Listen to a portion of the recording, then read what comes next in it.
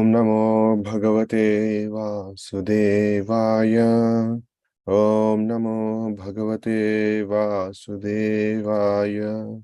Om Namo Bhagavate Vasudevaya. Narayanam Namaskritya Naranchaiva Narottamam Devim Saraswatim Vyasam Tato Jayam Mudirayet Nashtaprayesha Bhadreshu Nityam Bhagavata Sevaya Bhagavate Uttama Shloke Bhaktir Bhavati Naishtiki Krishnaya Vasudevaya Devaki Nandanaya Cha Nandagopakumaraya Govindaya Namo Namaha. Today we are reading from Canto 3, Chapter 7, verse 36. We'll do the verse and translation. Anavritanam sishyanam putranam cha dvijottama anaprishtam abhibruyur guravodina vatsalaha. Word to word translation. Anavritanam, the followers. Sishyanam, of the disciples. Putranam, of the sons. Cha, also. Dvija uttama, or best amongst the brahmanas. Anaprishtam, that which is not asked for. Api, in spite of. Bhruyu, please describe. Gurava, the spiritual masters. Dina Vatsalaha, who are kind to the needy. Translation and purport by His Divine Grace Srila Prabhupada. Srila Prabhupada ki.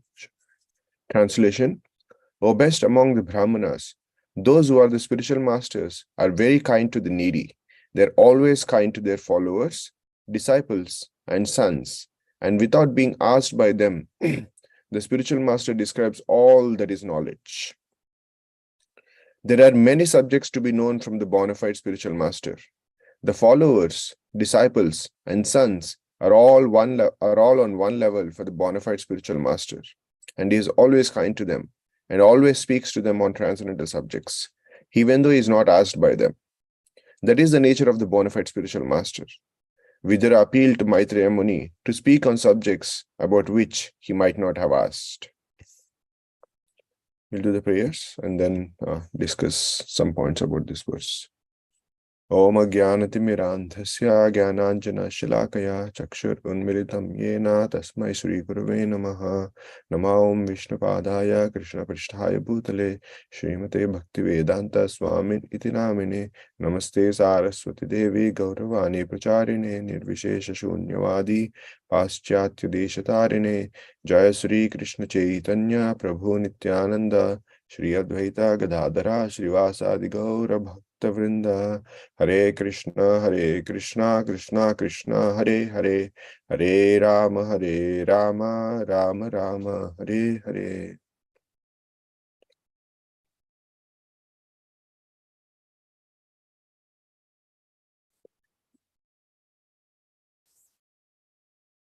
Hare Krishna devotees. Once again, thank you for this opportunity to speak on Bhagavatam on this very auspicious day, especially for all of us as Gaudiya Vaishnavas. Today is the disappearance day of Rupa Goswami and Uddharananda, the Thakur. So thank you. And what better day to talk about the spiritual master and the magnanimity and the glories of spiritual masters as the verse speaks. All of us are called as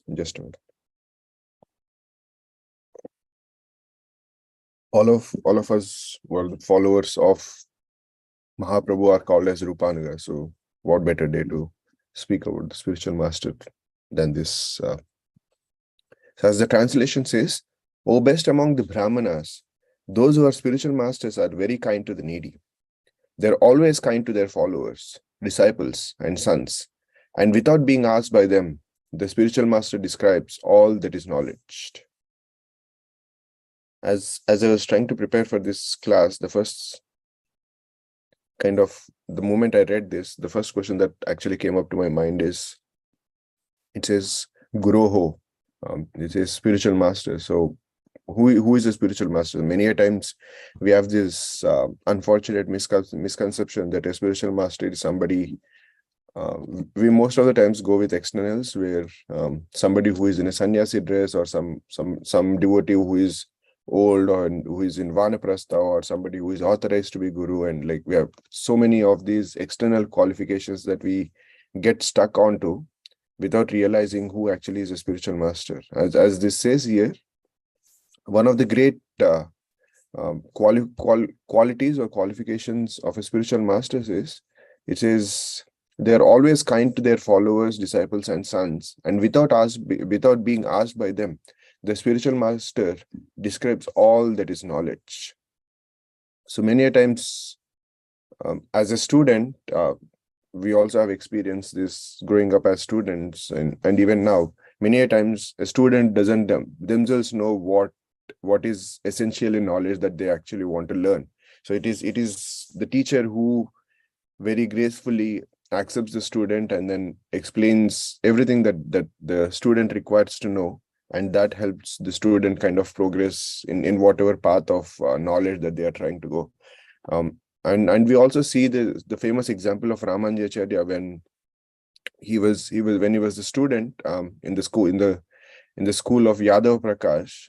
There were Ramanujacharya had a couple of experiences where, I mean, Yadav Prakash was a student of Advaita from the school of Shankaracharya. So everything that he was trying to explain was in accordance to how Shankaracharya kind of explained and then further it. So Ramanujacharya had this couple of experiences where whenever Yadav Prakash was trying to explain something, it was very painful to Ramanujacharya. Even though Ramanujacharya was in the school of Shankaracharya, in his heart he was a fully surrendered soul. And I mean, as we know, Ramanujacharya is an expansion of Lord Balram, who is the Adi Guru. So for him to kind of hear the philosophy which was utterly blasphemous to the personality of Godhead, it was very difficult for Ramanujacharya to take. But even in that case, Ramanujacharya, being a very sincere disciple, he never kind of challenged openly or in an arrogant way. There was one instance where when because of the great qualities that Ramanujacharya had, Yadav Prakash had a lot of affection for him, because he thought, oh, whatever I say in the class, he is one student who is never naughty, who is always respectful to what I say. And like we also have that experience when we are trying to teach to some group of kids. The moment we see some kid who is very sincere, who is not naughty, and like kind of listening and being attentive and giving proper responses to most of our questions, then naturally they become the most favorite student of any teacher. In the same way, when Yadav Prakash saw that whatever he was trying to teach, Ramanujacharya was strictly following, even though externally he was kind of being present in the class, but internally Ramanujacharya was kind of crying every day.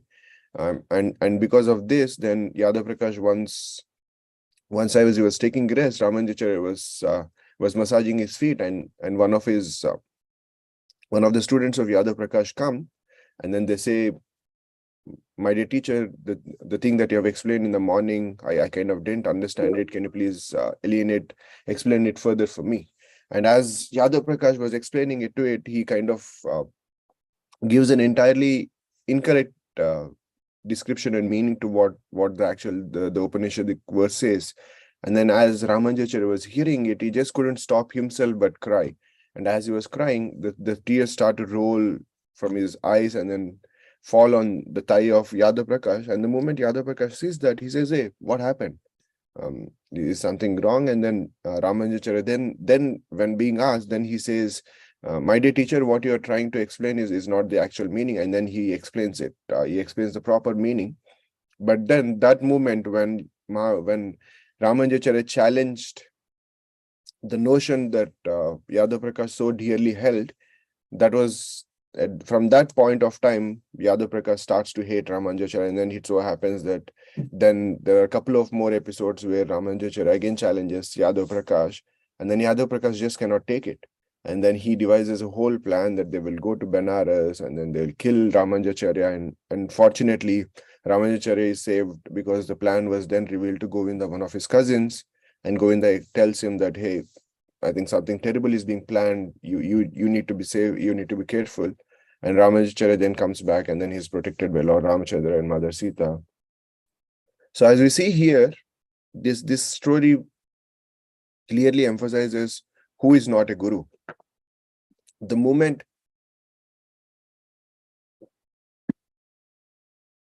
and we also see in this story that Ramanujacharya, when he challenged, he didn't challenge in a very arrogant and way. He was very respectful even in his dealings when he was challenging um, his teacher. So this kind of emphasizes 2 points that I wanted to kind of discuss in this class. The first point is who is a spiritual master, is who is not a spiritual master. Like Yadav Prakash, as we see, just couldn't take the popularity that Ramanujacharya was getting. Um, Whereas in the initial instances when Ramanujacharya was very submissive to him, very kind of whatever, he was not questioning back the authority, the scriptural authority that Yadav Prakash was misquoting it. He was one of his favorite students. He was not just one of his, he was his favorite student. But the moment Ramanujacharya was saying like, my dear teacher, I don't think what you're trying to say is right, then it was an entirely different thing. So Yadav Prakash was just going on the external aspects of just being somebody who can just glorify him, and then kind of the whole philosophy as Srila Prabhupada talks, you scratch my back and I scratch my back. That's not the guru that this verse talks about. It says that the first of all, the only kind of couple of qualities that this verse describes of spiritual masters, they're very kind to the needy. So as we see here, I mean, I think anybody who kind of hears this story, the first thing that they can even say here is the moment when we are devising a plan to not just discredit somebody but kill their existence and kill their life, that kind of will definitely not qualify to something that can be kind of said as being kind. So here, like that kind of, the first thing is somebody who is not a spiritual master. And then the second thing also is Yadav Prakash just couldn't take the dialogue that Ramanujacharya was trying to have, where he was trying to kind of raise some kind of question that maybe, like Ramanujacharya was thinking, it was not that, oh, now in my heart, I know that Supreme Personality of Godhead is a person, but just because my parents sent me to this school, now my teacher is saying that Supreme Personality of Godhead is not a person. So Ramanujacharya was not just kind of blindly following whatever his teacher was saying, but in fact he was thinking. So that's one more qualification as disciples that we should have, is we should, even though the verse also says that many a times we might not it's not just we might not, many a times we will not be able to be in a situation where we know what we want to learn or what we want to understand. But just because we don't know doesn't mean or doesn't kind of imply that we will be in that situation where we blindly accept everything that is kind of being told. And as the verse also says, it's not the spiritual master, it kind of expands the horizon of who can be considered a spiritual master. It says they're always kind to their followers, disciples, and sons. So so all this qualification, like, and it says the spiritual master describes all that is knowledge. So as a parent, there are multiple roles that we kind of fulfill on day-to-day responsible, day-to-day basis, where some part of the day when we are kind of at home with the kids, we are parent, and we could be in those situations or services where we have to take up some leadership positions in the community or in the temple, or it could be in office, or some of us could actually be, we have somebody who is a mentor for, who is a mentee for us, so we kind of will be in that role of Siksha Guru, or and some of us could be even the role of Diksha Guru. So and every person who is in the has in any of these positions, as Srimad Bhagavatam clearly kind of explains in the verse in the 5th canto, where it says Guru na sasyat sojano na sasyat. It kind of explains the whole thing, where spiritual master, father, husband, mother, worshipable demigod, like all those roles kind of involve us taking care of dependents, and this is one quality where we can kind of be present when we are kind of fulfilling those roles, is of being responsible and kind of encouraging that dialogue. and kind of this brings us to the point of the dialogue. Is, I mean, we kind of many a times hear that bhakti is in one sense is kind of developing that relation, that kind of lost relationship that we have with the spirit, with the Supreme Lord. And as we all know, most of us here are in family where, so any healthy relationship always involves a dialogue. It's not it's not it's not it's not always yes sir and yes madam. It always involves dialogue. You say something, I if kind of it falls into what I kind of know as my scope of view, then I might accept it at the same time. Or if not, then I kind of raise a question, and then it always involves a dialogue. So similarly, bhakti is as Srila Prabhupada famously always explains, bhakti is not blind faith. Many times we kind of hear this, oh, everybody who is into a spiritual organization or following anything which is kind of quote unquote religious is a blind follower, but that's not always the case. Yeah, we can be in that place where we are following something within the bhakti framework, and it could be a blind faith, but that's not the actual purpose or of the whole process of devotional service, as Rupa Goswami has kind of laid upon for us. So let's kind of discuss for some time. I think we have 10 more minutes. We can discuss, see how why bhakti is not blind faith, and then we can kind of open up for some questions or discussions that we can have. Is, as I said, healthy relationship as for bhakti is it always requires some kind of dialogue. So whether we could be sitting in a class, or whether we could be talking to a devotee on one-on-one, or whether we could be reading Srila Prabhupada's books, or whether we could be reading Acharya's commentaries, it's always a dialogue. You're reading something, you're trying to kind of hear it, it goes into your ear, and then there is an internal dialogue that happens between what you read and kind of your own heart. Like, I'm hearing this, is this something that kind of makes sense to me? I'm not saying that you question the authority of what is there in the scriptures or what is there in the statements that Srila Prabhupada said, but for you to for us to actually for us to actually internalize it. Before I say this, I kind of want to make one disclaimer. One of the most of these, as I'm sure many of you actually follow what I'm trying to say here, but this I'm trying to say kind of make it more internalized for me. So in case if I kind of make some statements or trying to present something which is not very which might kind of sound as being in a questionable attitude, I seek forgiveness just before I kind of speak it. What I'm trying to speak is for my benefit. So I hope you all can understand that. So what I was trying to say was, so there should always be that questioning of I'm kind of hearing this statement of let us take the simple sentence as bhakti is not blind faith. Bhakti is not blind faith. I heard it. So does it make fully sense to me? Why is bhakti not blind faith? Kind of there should be that questioning that should kind of churning that should go on.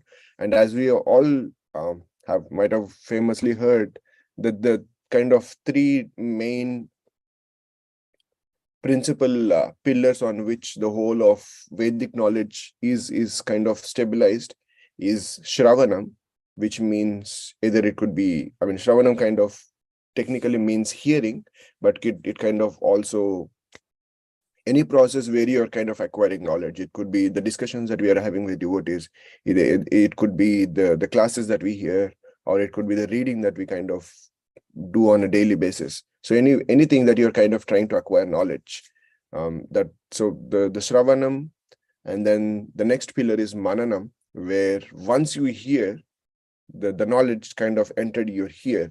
And then, as we famously know, then many a times we kind of jokingly also say that sometimes the statements goes from one ear into, and then it just vanishes into the air from the other ear.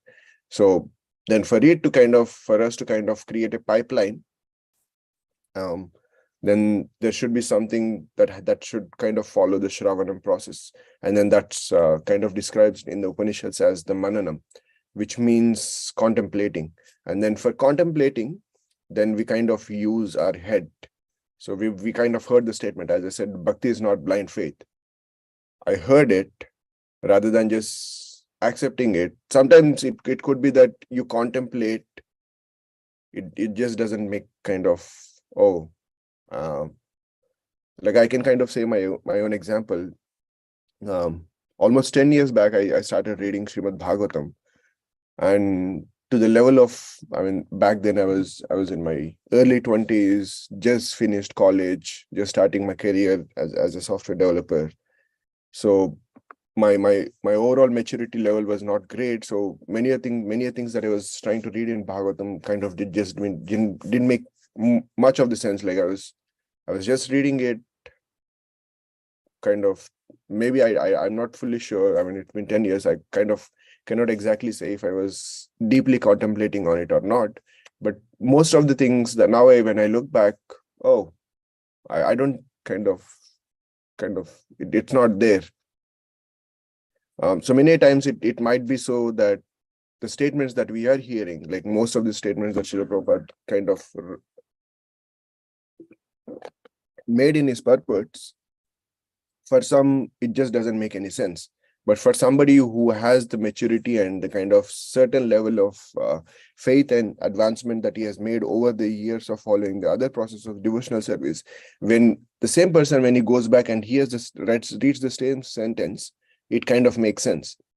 So every step of this Shravanam kind of also follows, kind of gets tagged along with the Vandanam. So when we are hearing, when we are acquiring the knowledge, we kind of acquire the knowledge, as Bhagavad Gita says, in the mood of servitude and with the mood of prayer. So Shravanam follows, like Shravanam is tagged along with Vandanam. And the same thing, Mananam, which is where you're contemplating in your head, that also should be kind of tagged along with Vandanam. It's not that I heard this sentence, I'll use my brain, I'll use all my experience that I have of being in the moment, of being of whatever situation that we are in, and then here it goes, I can kind of fully understand it. That will not have, that will not, that might not always happen. So Mananam kind of tag along with Vandanam, where you're deeply praying for the mercy of Supreme Lord. My dear Lord, I'm trying to understand this, kind of as we are contemplating in the mood of Vandanam, then there could be some kind of revelation of what it exactly means. And then once it goes into the heart, once it goes into the head, it as we all have experienced, something that kind of stays for long is something that kind of is in your heart.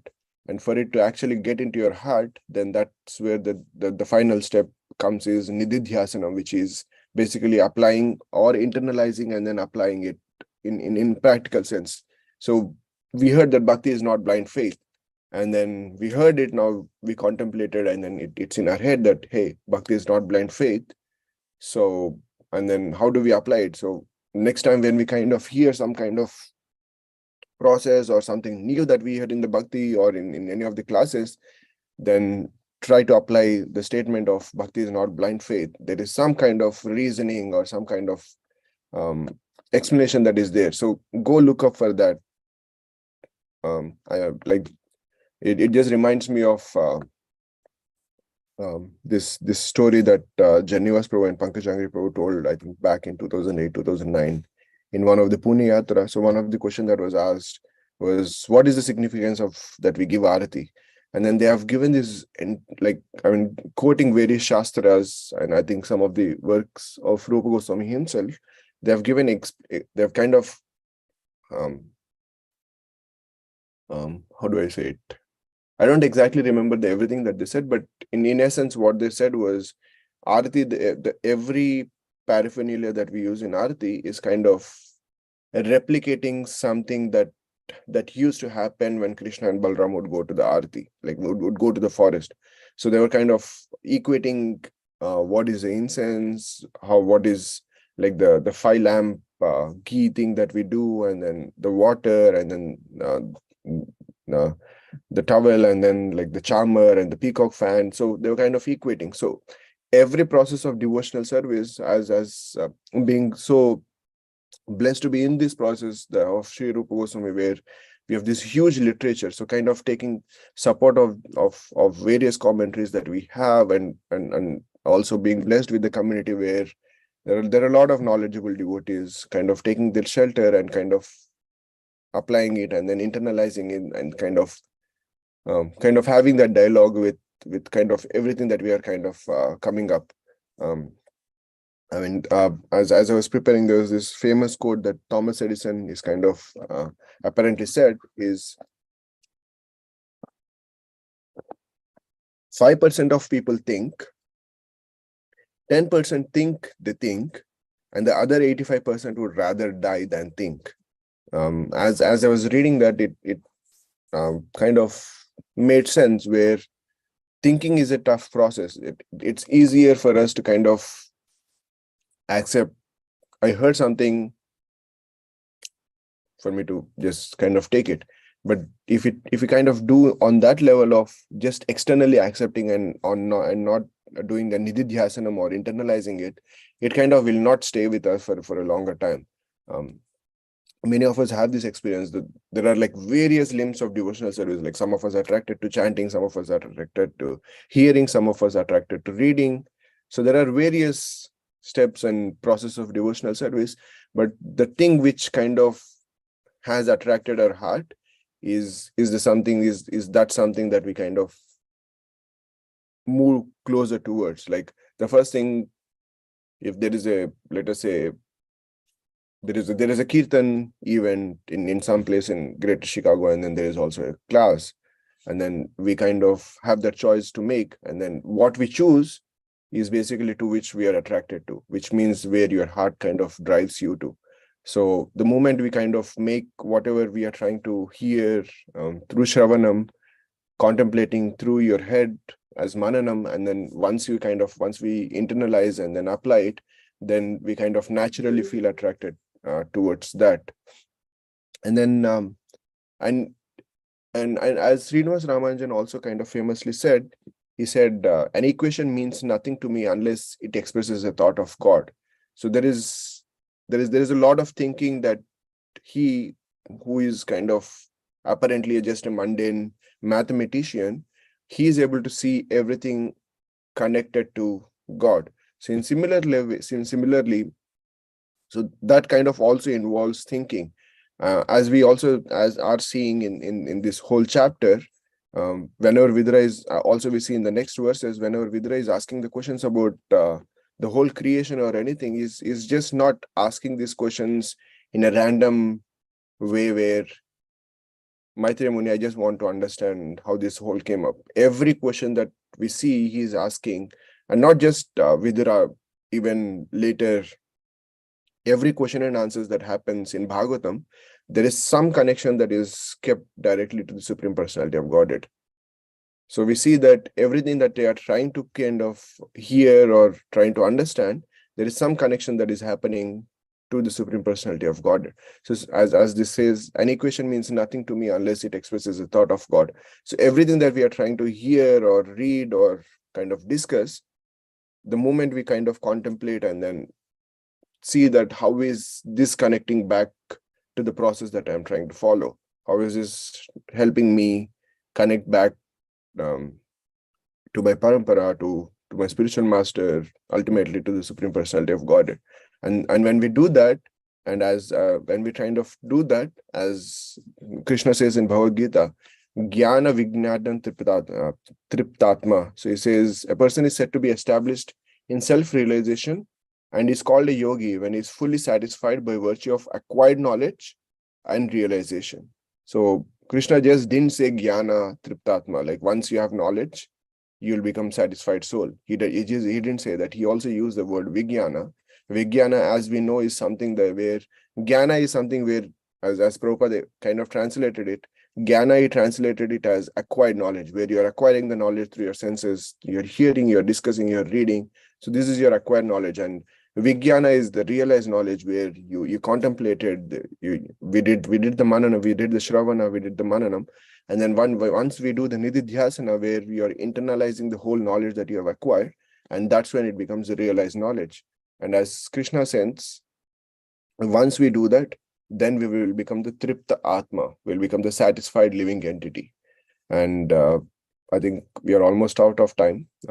Now I kind of take this as a cue, kind of to also pay my obeisances to both Uddharanta Thakur, who was the servant of the Adi Guru, Lord Nityananda, and also Rupa Goswami, who was Sri Chaitanya Manobhishtam Stapitam Yena Bhutan. He who understand the heart of Mahaprabhu and kind of explained the whole Vedic literature and created songs and everything for us, where we can kind of understand, contemplate, and then internalize everything that Mahaprabhu wanted us to understand, and ultimately be some part in assisting in his movement. And I take this opportunity to kind of also pray to both, as I said, Uttara Thakur and Rupa Goswami, to kind of help us do the Shravana, Manana, and Nididhyasana in a much better way. Thank you, dear devotees. Sorry, I kind of went a little overboard, I hope. If there is something that you want to comment or correct, please feel free to. Hare Krishna. Thank you.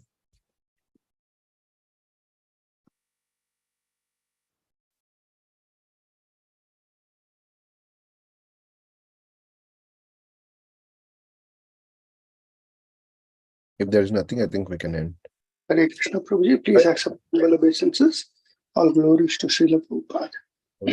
Prabhuji, wonderful class in the morning, a lot of times somebody like me, just dwells on the purport, or if there is a story. You went into the full, definition for bhakti, how to seek out and reach to a guru, how to interact with a guru, how to acquire knowledge, and then even how to practice bhakti. A lot of contemplation, like you really, like the quote you quoted, I'm one of those 80% of people who refuses to take. So when somebody like you choose it and gives it to me, then it's easy for me to digest. Thank you so much, Prabhuji. Hare Krishna. Thank you, sir.